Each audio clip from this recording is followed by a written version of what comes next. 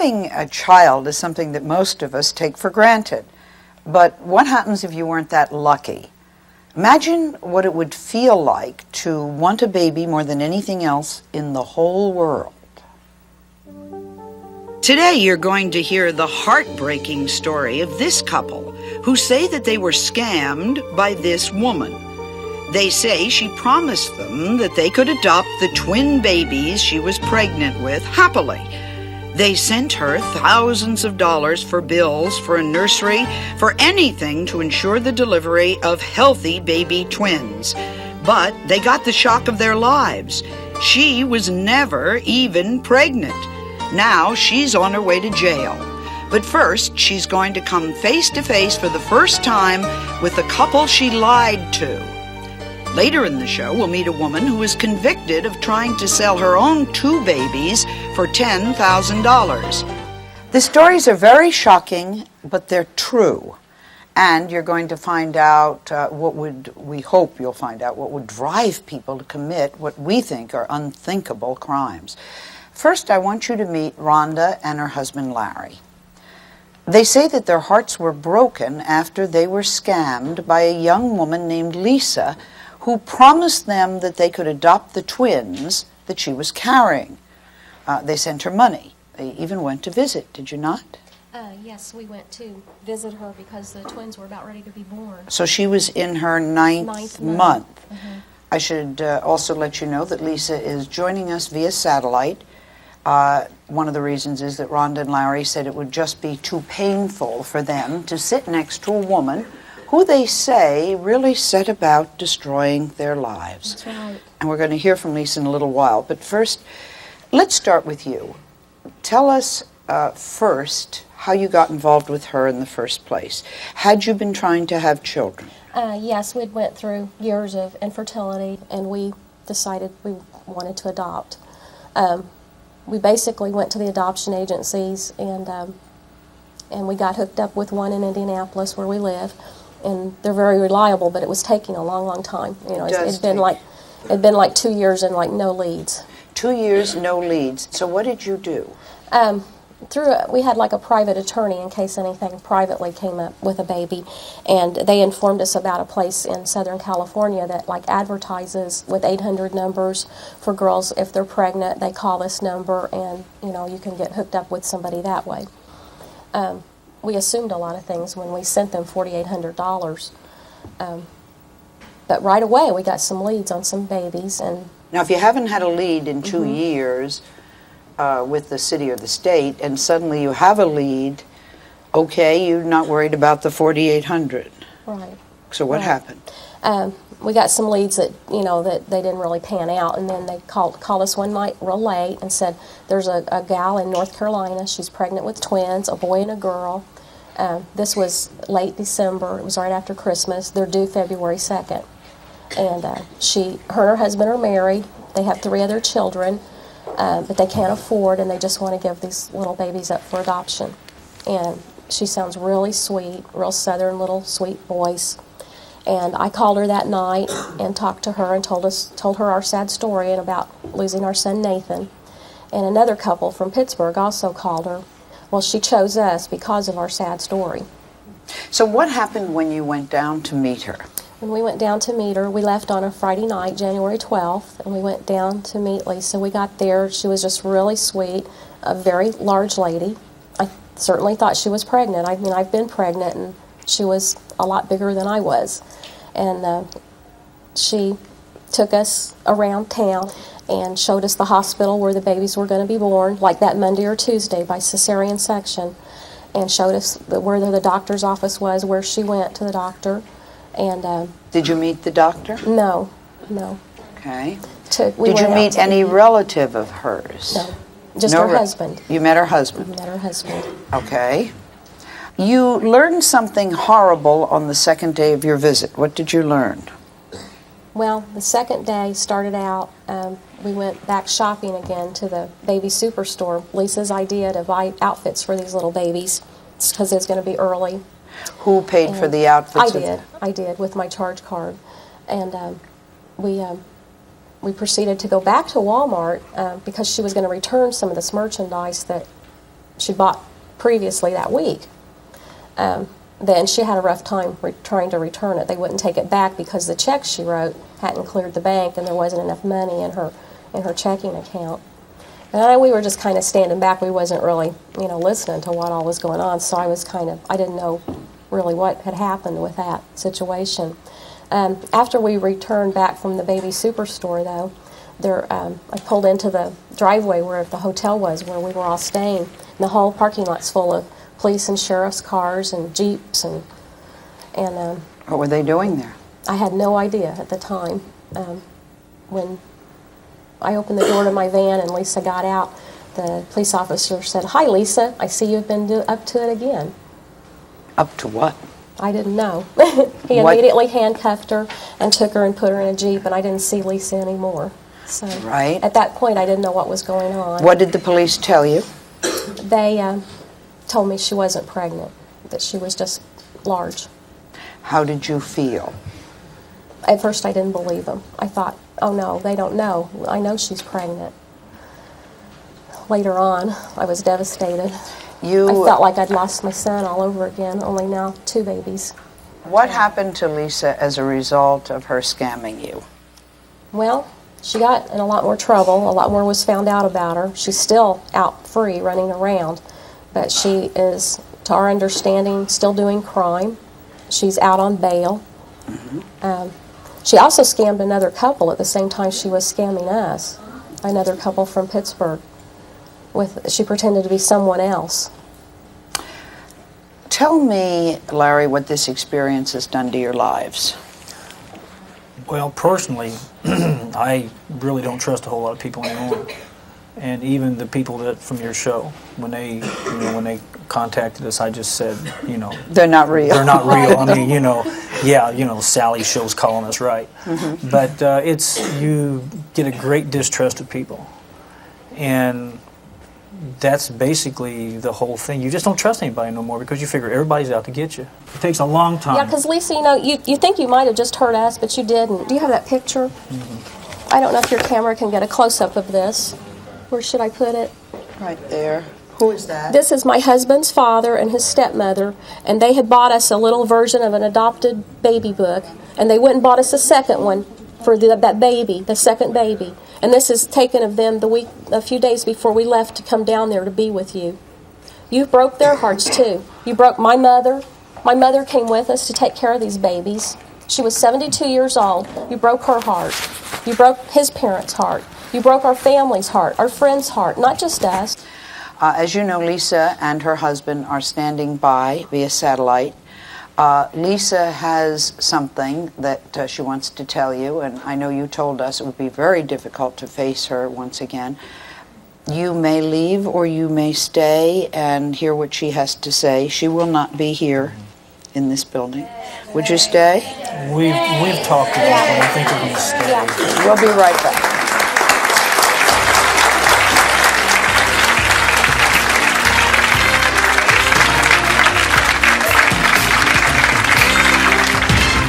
When we return, you're going to hear from Lisa, who's on her way to jail, but wanted to be here today to come face to face with Rhonda and Larry.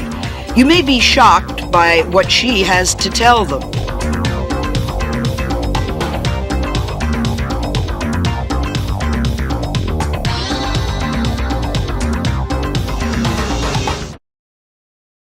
Over the weekend, we had really some problems with our producer and Lisa, and I'm directing this mostly to the lawyer. They were asking for an enormous amount of things, and I want the lawyer to be aware that that happened, that I have a producer and then a senior producer, executive producer, all of whom were feeling that they were being scammed. These are people who I trust, people I've worked with for many, many years. Tell them how much you paid me. We don't pay. Right. That's the point. People come on this show and don't get paid. You are free to go to shows where they pay for guests. That's right. This is right. not one of them, sir.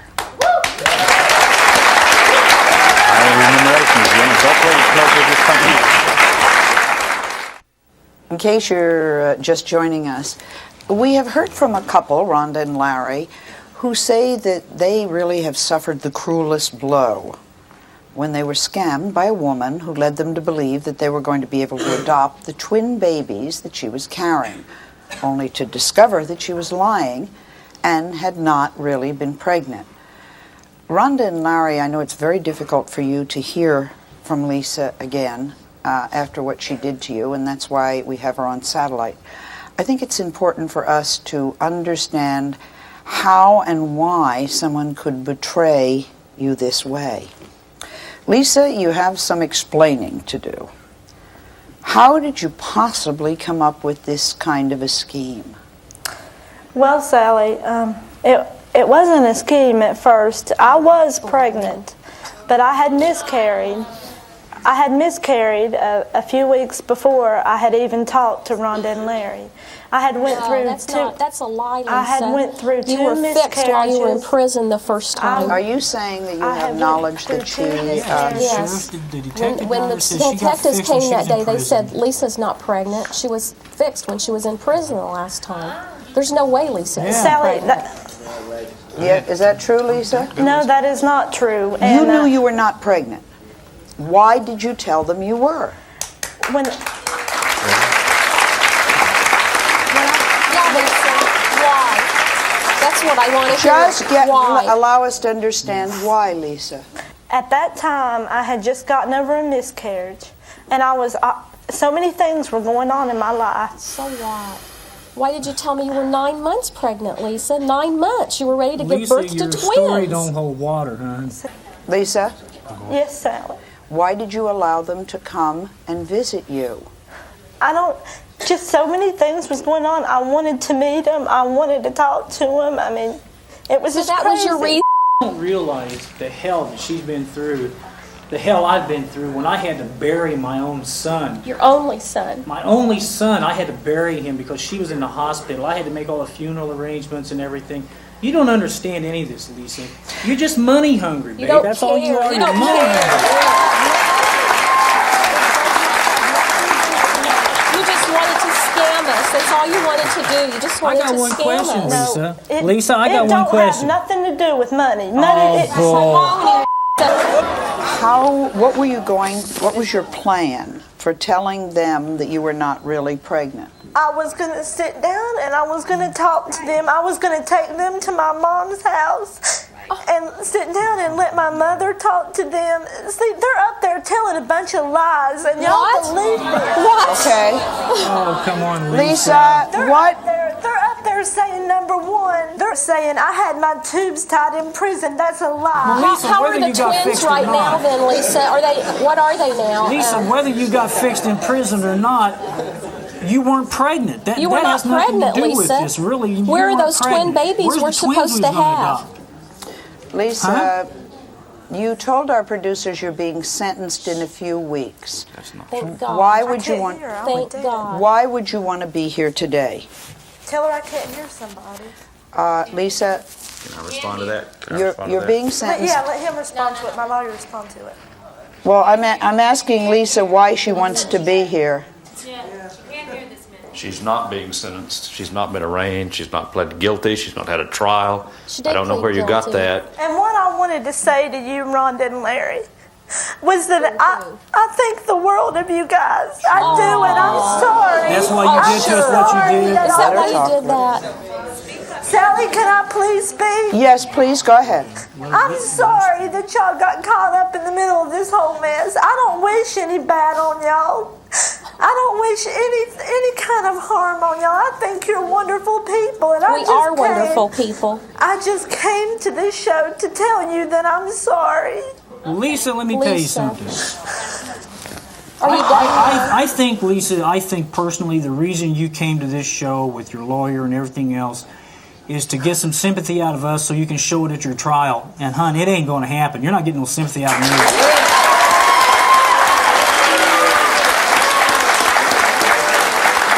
Because I'll tell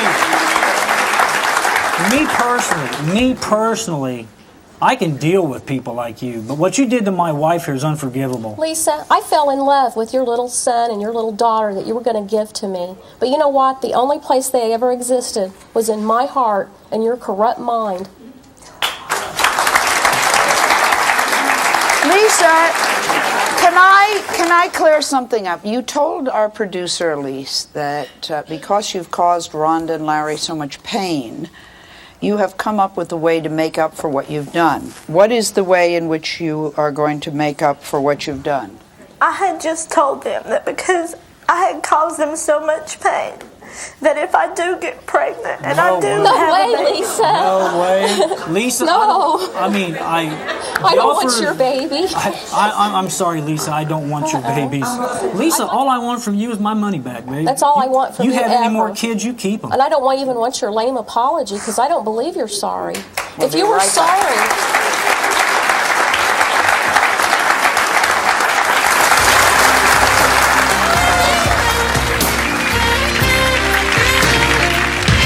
Now you're going to hear from a woman who was convicted of trying to sell her own 2 babies. She says she'll do anything now to get them back. A shocking story when we return. Don't go away. You react if someone came up to you in a parking lot and then said, listen, how would you like to buy a couple of babies? Or you'd laugh, but they were completely serious. I think most of us would be horrified. This is Terry.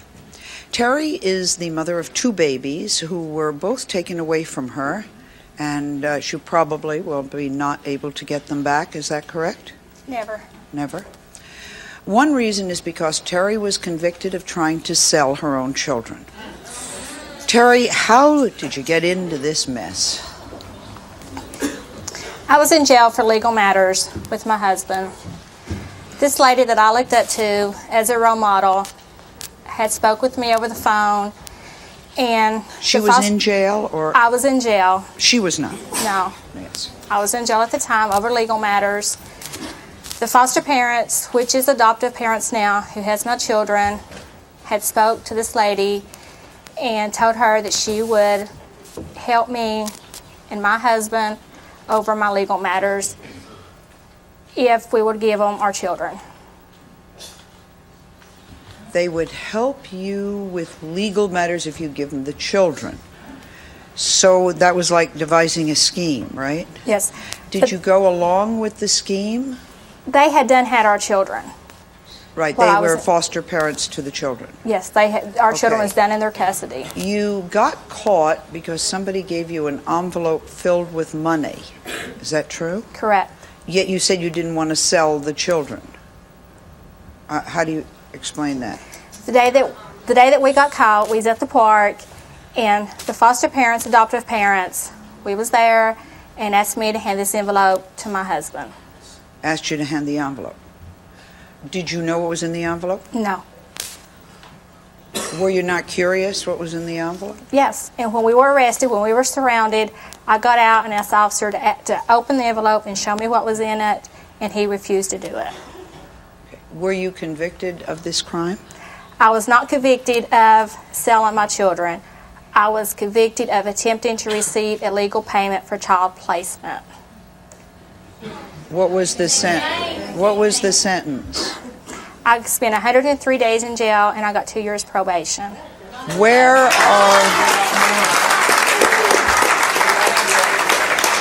are the children now? With adopted parents. You told us you would do anything to get them back. Within legal matters of the law, yes, I will. My children were moved from my home for no reason. They cannot prove, the DHS, Department of Human Services, cannot prove I neglected them, I abused them, or anything of that matter. You told our producers that even though you were convicted, you never wanted to sell the children, that your husband or ex-husband put you up to that? Yes, he did. Your ex-husband's Aunt Debbie is here as well, and she says that that's not true, that you're lying. Would she have a reason for saying that? Well, she was the one who made the first phone call to the adopted parents, and I have papers here with my attorneys to say that she was the first one who approached the foster parents about the sale of the children. So she wanted the money? I can't say she wanted the money. No, I don't think she did. How much money was involved in this? $5,000.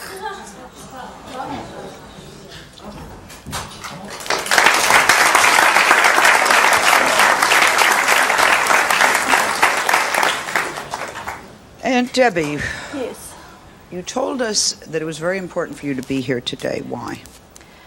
Well, I want the message to go out across America to take a stand for a child. If you feel like there's a problem, be willing to take that stand and do whatever is necessary to make sure the child's best interest is at heart. And as far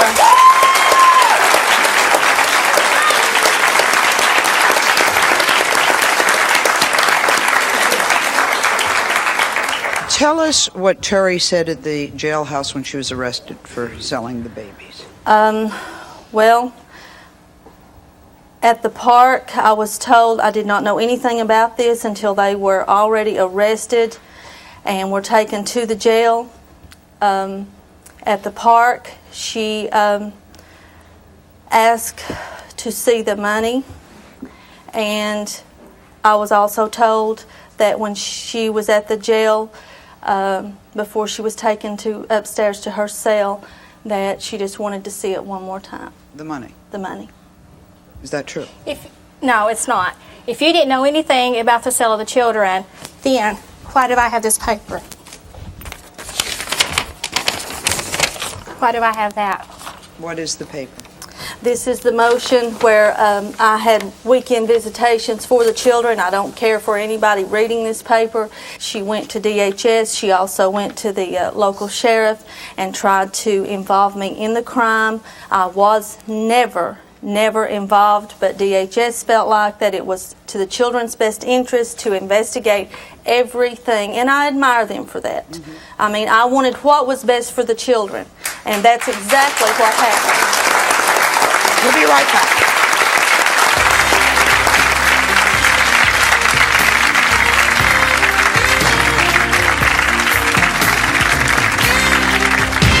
Next, you're going to hear the heartbreaking story of this woman who says that she spent her life savings and traveled halfway across the world to adopt the baby, only to have it ripped out of her arms.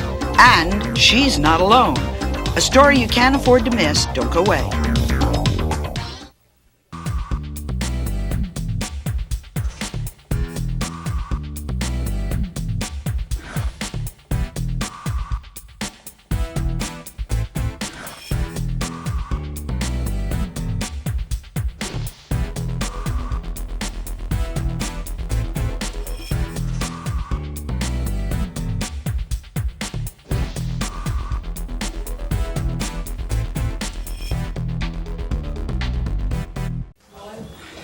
Today, we've been hearing some heart-wrenching stories about people who were promised babies, some that never even existed, and some pretty terrible stories about parents who actually try to sell their own babies.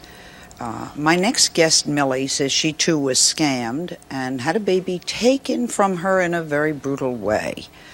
Millie, tell me what happened. My husband and I were going through many years of infertility, and we decided to adopt a child internationally. Okay, why internationally?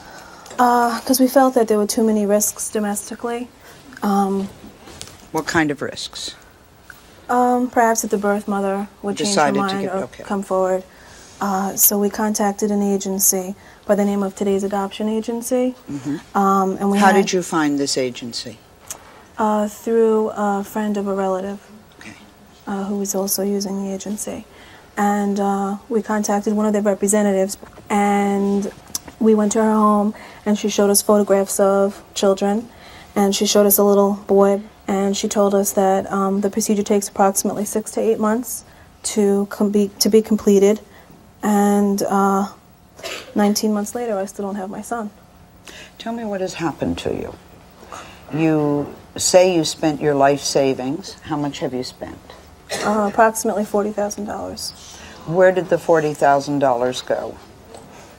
Well, $22,000 of that went to the agency directly, which I paid them in full before we had actually traveled to the country. Okay. And the additional expense was me and my husband making a trip to the country on our own to try and see if we could finalize our own adoption without the agency, because they were not completing it. So when you went to the country, did you see the baby? Yes, I did. I was with him for 5 weeks. 5 weeks? Mm-hmm. Where were you with him for 5 weeks? In a hotel. They allowed you to have the baby for Yes. 5 weeks in the hotel? Yes. What were those 5 weeks like? They were wonderful, just to be with him, to bond with him. How old was he? The first time we saw him was September of '95, and he was a year old. And then I saw him again approximately about 6-7 months later. Why could you not take him home with you? Basically, I blame the agency for not following up with my case. They did not oversee my case. They did not process the paperwork. Millie, you know that it takes 2 trips. All right, you've made. Wait, we'll get to you, Millie. You've made 2 trips, right? Yes. You've made 2 trips. Yes, I have. Okay, so why is there a necessity of 2 trips? The first time you have to ratify in court and get temporary custody of a child. And then you can stay in the country if you'd like for 4 to 6 weeks while the remainder of the process is being completed. However, me and my husband could not stay, so we chose to come home, and the agency told us in 4 weeks we would go back and travel for a second trip. Have you gone back?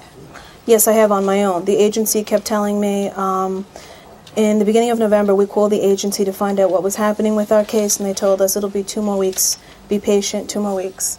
So finally, in February, I just decided on my own it was time to go down there because there were too many problems with my case. So what happened when you went down there? I basically found out when I went to court that none of my papers had been processed. It was exactly where I left it in September.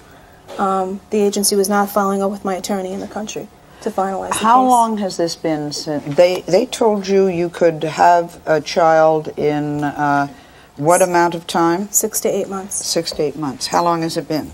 19 months. And there is no child? There is a child, but the child is not yours. He is mine. He has a double identity, I found out. He was also offered to another agency. There is a child there. I do have temporary custody, but right now my case is in the criminal Supreme Court. You were so angry you took your case to the Attorney General. What happened? I felt like something had to be done about my case because I was getting nowhere with the agency.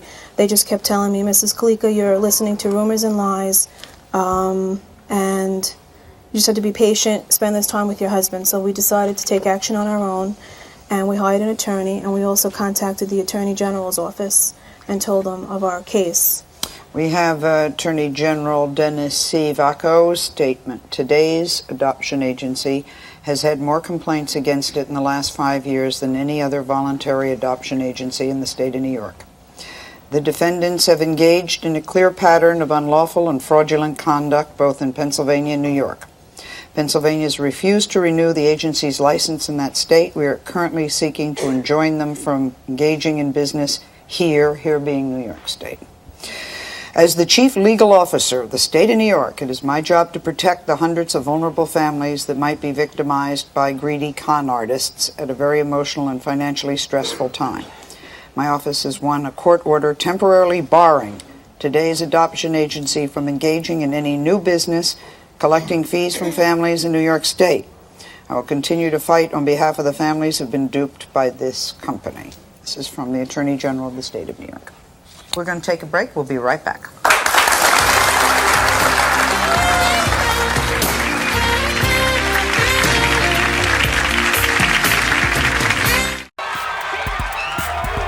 You are the five. Get off my stage.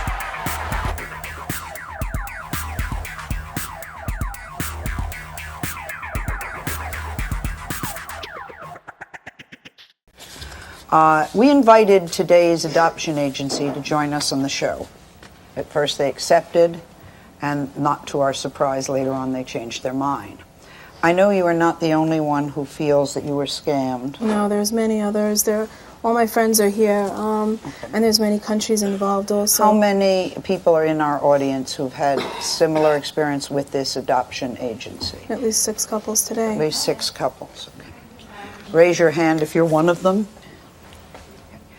What point do you want to make to the Today adoption agency? I assume that they'll eventually be listening. I think on behalf of all of us, What we're just trying to say is why it's so difficult to deal with the fact that you are never going to be able to have a child. So you then make the decision to adopt, and you hope that someday you'll have a family and you'll have a dream. Mm-hmm. And they promised us that dream, and they gave us a nightmare. And none of these children are home. All 7 families, there is no child. And there's many more families. In fairness, not everyone feels the way that Millie does. This is Denise. Denise, will you stand up, please? Denise wanted to be here today as well. Denise, tell us why. Well, basically, I'm here on behalf of the children. This lawsuit that was filed directly affects a lot of people.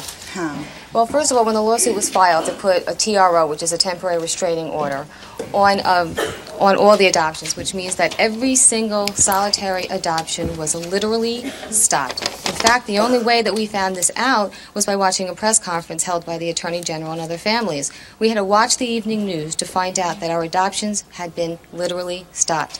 I understand that everyone here, I know Mrs. Kalika, everyone here is a victim, but the biggest victims here are the children, and instead of trying to get back at everyone, let's put our energies together and bring home the children. We lost $22,000. They gave us a picture saying, this is your son, and we got no...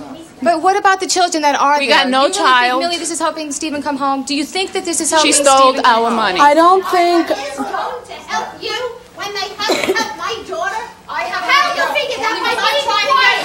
Oh, really? How do you figure that by you being Denise. quiet? I'm not saying being quiet. There is no way. You think that doing this, you think that this is helping? This is helping. So, well, but somebody wait a has to minute. jail. Somebody has to create to go pay everybody back to what money she owes. My daughter has spent $30,000+, merely $38,000. This couple. Okay, fine. So are you supposed the district attorney? Do you know that the reason why that everyone has remained quiet is for fear of? My son-in-law was told by.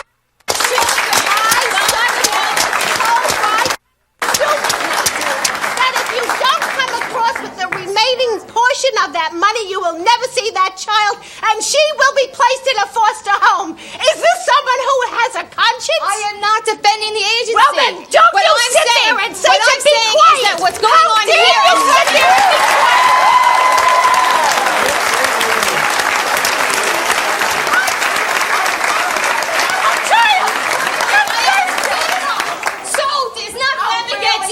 I thought we were here for the children because I'm standing up for my daughter because nobody else. You already got a child. How dare you? All you care about is gossip, and nobody here cares about the welfare. Let's bring them home. Let's bring home the children. Denise. Why doesn't anybody say that? Denise, wouldn't you have done anything to have a child?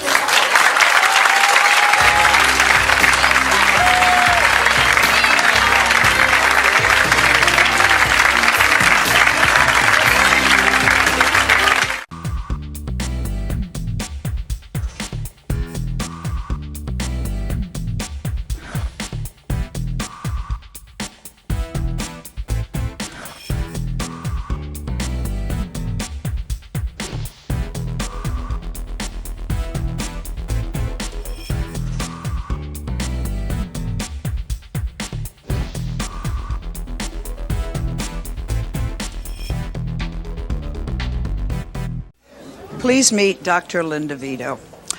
Dr. Linda, we've been listening to some very heart-wrenching stories today. As you know, I'm an adoptive mother and a foster mother and have a vested interest in this. I have problems with things that I've heard from almost all kinds of adoption. What was going through your mind when you were watching us? Two things were going through my mind. The first one was that those people who have remained childless for so many years and want a child so desperately really understand the value of loving a child. That's right. Then I see people who are having children because it just happens, and they're willing to sell those children. Amazing. And even with, and doing research for the show, I'd spoken to people who have had international adoptions and dealing with the fact that the prices go up. the families don't want to see it as paying for a child like a big ticket item. They're emotional. They want to give a child love. The more that the more children are expected from the agency, the higher the prices go. Right. The offices over wherever get bigger. Also, for people who are watching, is that every different country has different laws expected. Also, what's interesting, when I did my research to find out and spoke to several families who have adopted both internationally and nationally, it comes to the point where the families get so desperate to want to have a child, things become more and more difficult for them to adopt the child.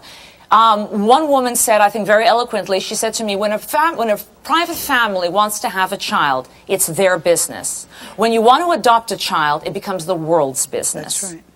And my heart goes out to those people who are, fighting over what we should do or what we shouldn't do. The first thing you shouldn't do is be bullied by a bunch of idiots who have these adoption brokerage firms and are trying to get whatever they can out of you. If you're concerned about the children over there, as you said before, if the world understand that you do not buy children, that you want to give them homes, then exactly there is a market created. I am concerned about these people saying our children. Exactly. That was one of the things I'm not so sure that there are our children. I'm very concerned about the fact I believe when you said, Stephen, my son, my daughter, they, in their minds, as it was in your mind when Lisa, is that her name? Said that she was pregnant with 2 children. Yes, in their minds, they have already invested love. Forget the money, but you can't really forget it. They're huge sums. But I mean, they have invested the love to a child that they were not able to conceive or had lost, to a child that is, just in grass. I mean, just over there.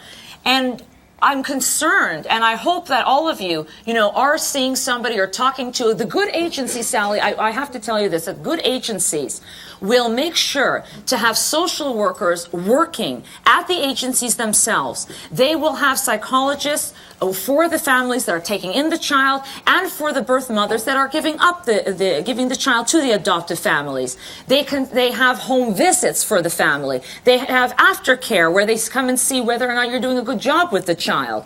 So this is what a good agency is. And don't let your emotions and your desperations to want to have a child overshadow your understanding, your reason to try to become objective. You have to try to do that. Try and have the emotional one side and objectivity on the other side. Otherwise, you get lost.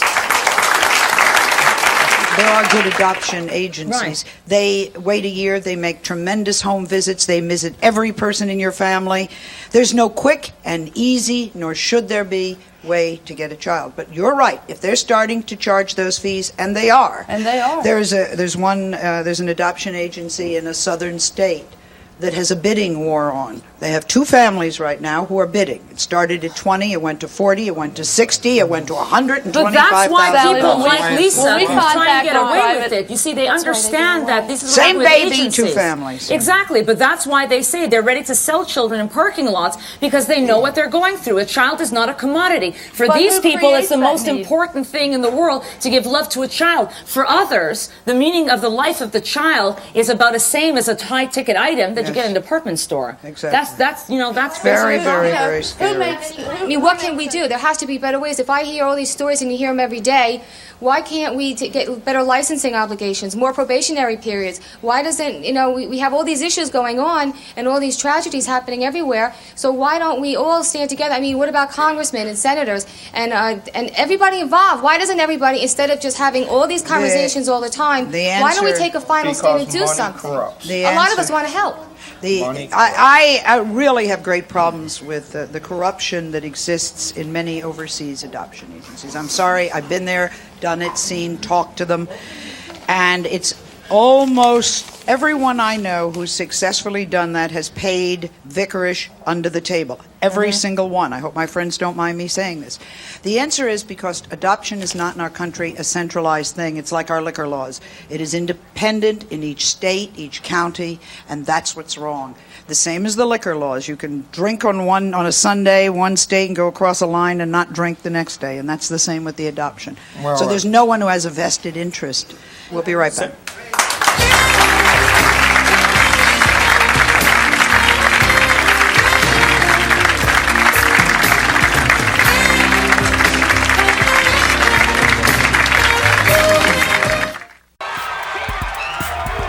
You are the five. Get off my stage.